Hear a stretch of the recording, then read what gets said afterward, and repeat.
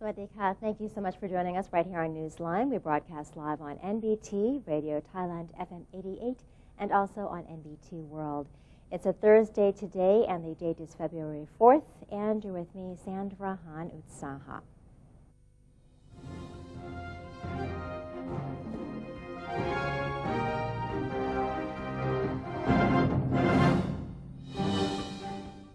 In today's segment of Thailand Moves Forward, we begin with a story on the United Kingdom's permanent Undersecretary of State for Foreign Affairs paying an official visit to the Kingdom of Thailand to discuss bilateral cooperation in various areas.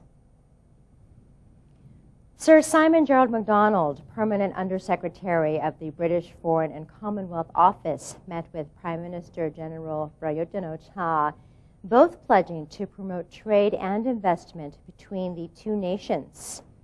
Other areas of cooperation include tourism, transnational crime prevention, and science and technology.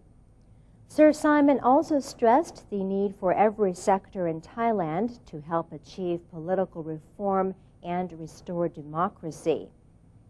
The British representative is scheduled to meet Deputy Foreign Minister Wirasak Phutrakul to exchange views on foreign policies. He has also expressed his support for a health and road safety insurance campaign for all British nationals in Thailand. Sir Simon will later visit the British Embassy and meet with British businessmen as well as high-profile academics. A deputy prime minister is scheduled to discuss the planned public referendum on the draft charter with related parties and agencies. Deputy Prime Minister Wisanu Krangam said that he will soon meet with representatives from the Election Commission of Thailand, the Bureau of the Budget, the Council of State, the Constitution Drafting Commission, or CDC, the Ministry of Justice, and the National Economic and Social Development Board, or NESDB, to discuss the public referendum on the draft constitution. The meeting will also touch on a proposal from the EC concerning possible legal action against those who have been campaigning to reject the draft charter. Mr. Wisanu said that since there is no law which forbids any campaign against the draft constitution, thorough consideration must be given so people may still exercise their right to freedom of expression. However, he said that a new law to handle the issue can still be enacted. The president of the Constitution Drafting Commission, or CDC, has assured the public that the new draft charter's anti-corruption provisions will spare the country some future crises. During a meeting of members of the CDC, the National Legislative Assembly, or NLA, and the National Reform Steering Assembly, or NRSA, on Wednesday, CDC Chairman Michai Rachupan took the opportunity to explain major points of the latest draft of the new Constitution. Mr. Michai said that although the charter drafters have been working independently, they are governed by Article 35 of the 2014 Interim Constitution, which states that the CDC must work to help with the development process of Thailand, as well as provide the country with tools to resolve any conflicts and prevent corrupt people from entering politics. Mr. Michai said that the CDC has written the new draft charter in a manner that is complete and concise, so as to avoid the problems that Thailand has previously faced and the loopholes discovered in previous charters. The CDC chairman added that the charter drafters have agreed that Thailand has not been able to move forward effectively because of problems with corruption, a lack of discipline among the people, and the lagging enforcement of laws. Therefore, the CDC has approached the drafting of the country's highest law in a way that clearly recognizes the rights of the people according to international practices and human rights. The Ministry of Culture is hosting a cultural event at Khlong Padung Krung Kase Market near the Government House until February 26th. Let's take a closer look with this event.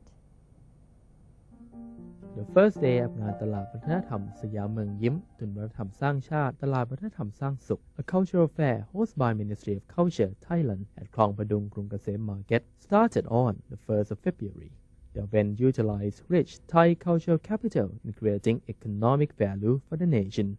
Various local and cultural products nationwide are showcased, including the work of a nationally recognized artist and local craft workers, and the selection of prestigious Department of Fine Arts 10 division of traditional Thai craft products. ACM Prachin Chantong, Deputy Prime Minister, mentioned that this event is an effort to further support the development of art and culture from every region of Thailand.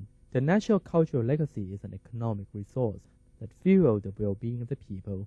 At the same time, cultural capital is also a tool that strengthens development of human assets from every sector. The main concept of this event are comprised of the three major elements. Vithi Tin, the way of the local, demonstrate the traditional life of Thai people that revolve around the value of hospitality, which show through various communities which exhibit their creation in the fair. The Vithi Thai, or the way of Thai culture, which defined by its elegance, refined style, artistic creation. And lastly, Vithi Lok, the way of the world, which display the modern Thai cultural creations in the borderless globalized environment. Well, we just came here by chance and heard the music and thought, well, what is this? We want to see this. And it's very nice here. We like it very much. Have you seen the entire event yet? We don't really know how big it is, but we walked through the whole thing. I think we started with the eating place and tried the food. And now we are looking at the fabrics and at the tablecloths and at the clothes. เด็กงานตลาดวัฒนธรรมสยามเมืองยิ้มศูนย์วัฒนธรรมสร้างชาติตลาดวัฒนธรรมสร้างสุข Cultural Fair lasts for almost a month, which started today at the 1st of February and end at the 26th of the same month. The main theme of this event also shifts weekly to reflect the change in the festive theme of Bangkok, which include events like the Chinese New Year, Valentine, and Buddhist Makapucha Festival. Sutisha Demritham reporting from NBT World. The Minister of Culture has also prepared to organize Muay Thai Day to promote its Muay Thai Alliance project, as well as honor King Suriyintharathipudi or Sanphet Titet. Culture Minister Wirarot Potanarat explained that the ministry will be organizing an event to mark February 6th, which the cabinet has declared Muay Thai Day in honor of King Suriyintharathipudi, who was an accomplished Muay Thai practitioner. The aim of the celebration will be to promote awareness about Thai boxing and its popularity worldwide. The minister pointed out there are over 240 Muay Thai gyms in the kingdom and 27 gyms across the world, including in China, the UK, and Brazil. At the Muay Thai Day event, the ministry will hold a mass Wai Kru ceremony, an act practiced by boxers to show respect to their teachers. Fights and performances will also be part of the day, with one-round knockout matches between 8 men's pairings and 2 women's. The event will take place this February 6th at the Thailand Cultural Center from 4 p.m. to 10:30 p.m. Adjustments have been made to the government's fisheries regulations, enabling migrant workers to choose their employer and place of work in an effort to ensure sufficient labor in the sector.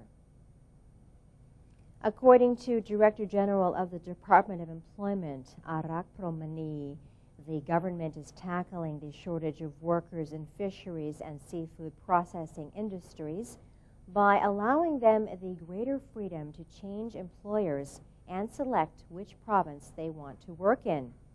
Moreover, those working aboard fishing vessels can take up the position of engine technician, without the need to first acquire a license from the Marine Department.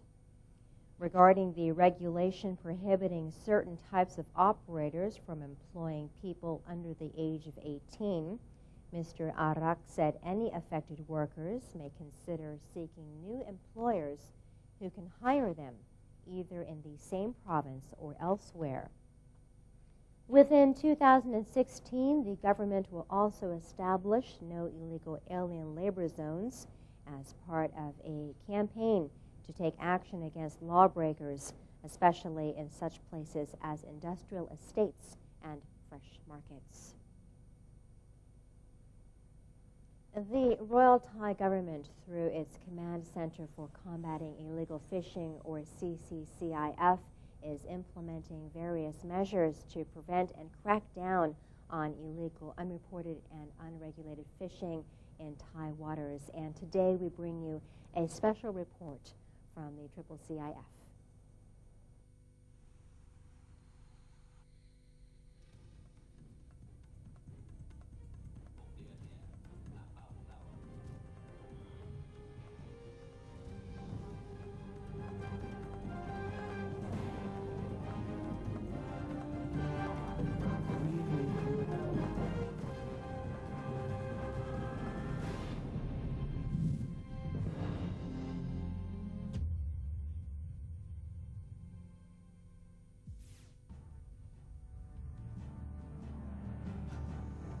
Because of the variety of problems and solutions that must be in accordance with the defined international law and the proposal by the European Union, the delegation of the European Union has come to assess Thailand's IUU fishing problems in April and October last year. That set forth guidelines comprising of 7 categories to be rectified, which to date has seen substantial progress, which can be summarized as follows. System development. Monitoring, control, and surveillance system must urgently improve in details to comply with the National Plan of Action for the prevention, deter, and eliminate the illegal, unreporting, and unregulated fishing, as well as compiling the work manual and vessel monitoring system VMS. Currently, there are 2,076 fishing vessels of larger than 60 gross tons completed out of 2,216 vessels in total, or equivalent to 93.7%. Bolster traceability system, development of real-time and online ship management system, and license, as well as develop e-license to be ready by the 30th of April 2016. Provide knowledge and training for operators, develop courses and work manuals for the CCCIF. Observers must be present on board fishing vessels larger than 60 gross tons by January 2016. The inspection of fishing vessels outside Thai waters inspected 43 fishing vessels that operate outside Thai waters for permission to fish outside Thai waters from the Department of Fisheries out of the total of 73, or equivalent to 59%. There are more progress on solving Thai IUU fishing problems, which shall be further explained later on.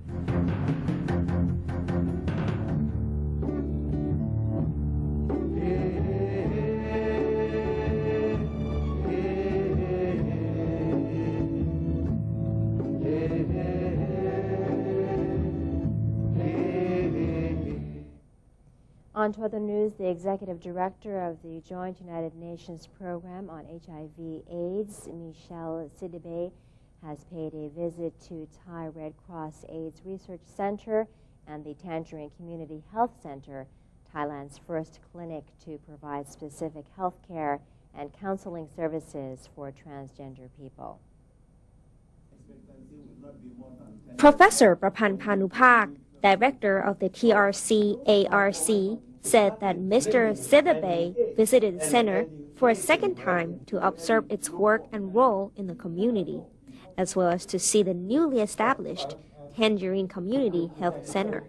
Today, we are very pleased that Mr. Michel Sidibe, the executive director of UNAIDS, will come to visit us. So it is his second visit to our Thai Red Cross AIDS Research Center. The reason that he will be here today is to look at our HIV work along the community. For example, community-based test and treat, community-based PrEP, and also he also will visit at the clinic called Tangerine Clinic. And then he would discuss with various things with NGO and CBO working on HIV/AIDS in Thailand. After that, he would then visit one with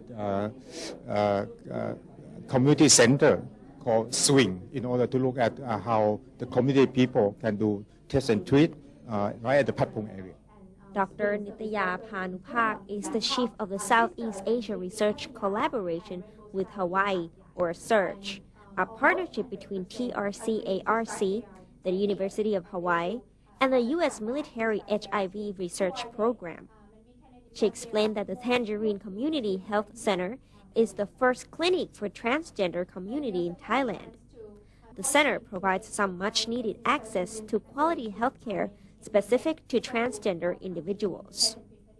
The Tangerine Clinic is the newest clinic established under the Thai Red Cross AIDS Research Center with an aim to bring more transgender people into sexual health and HIV services.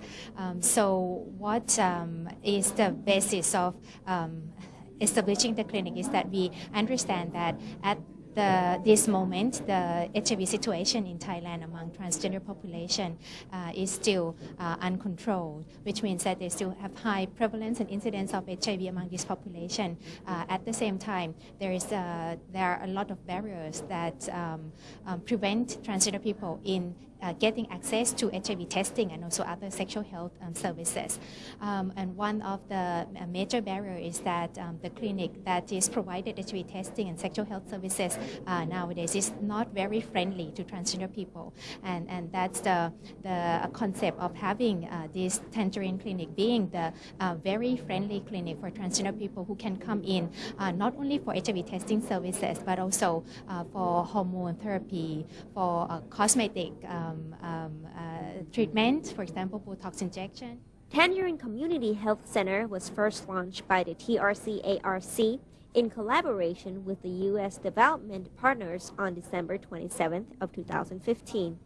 The center is now managed by trained transgender personnel and gender-sensitive medical professionals.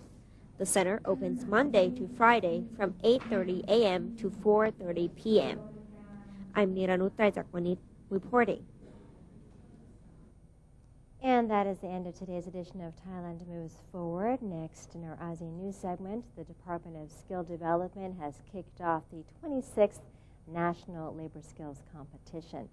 But first, here's a look at the exchange rates and also the commodity prices.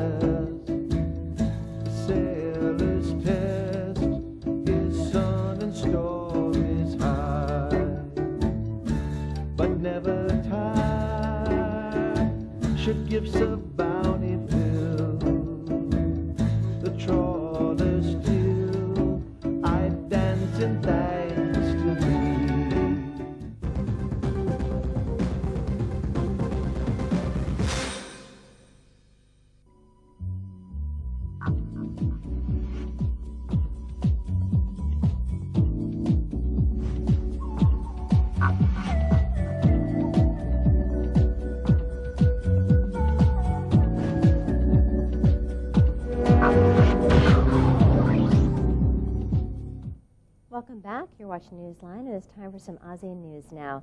The Department of Skill Development, or DSD, has launched its 26th National Labor Skills Competition, offering youths the opportunity to showcase their talents and welcoming new job opportunities in the ASEAN Economic Community, or AEC. Vice Minister of Labor Jara Nopsuwan opened the event, which was organized by the DSD under the Ministry of Labor. The competition will run from today until February 5th at Baitek Bang Na, with an aim to stimulate skill development among youths so that they can find employment in the ASEAN market. The competition centers around 6 industries and spans 26 different careers that include manufacturing technology, communications technology, construction, and logistics. A showcase of past competitions and industrial innovations is also available at the event, which is free to the public.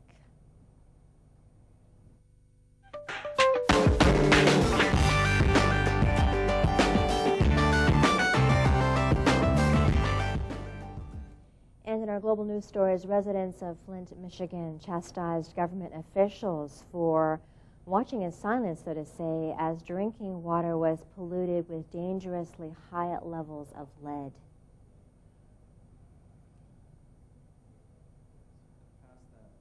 I started doing independent testing with Virginia Tech, and 30 tests were done, tests that were performed in accordance to the LCR.